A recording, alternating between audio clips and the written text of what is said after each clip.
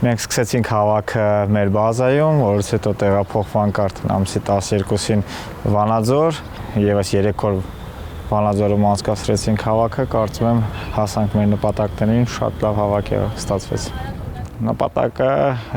առաջի փուլը անցնելն է, բավականի բարդ մրցակիցներ են, թե Վրեքսիամը, բրիտանական ֆուտբոլը, բավականին լավ ֆուտբոլիստներով համալրված, ամբողջ մրցաշրջանի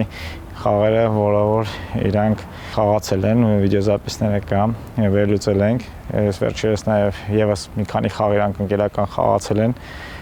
իրանք էլ ունեն շատ համալրումներ, վերջի համալրումը Ասթոն Վիլայից կենտրոնական պաշտպանն համալրել, Դարպասաբանը ազգային հավաքականի Ուելսի համալրված շատ լավ թիմ է, գիտենք իրենց ուժեղ թուրքոմերը,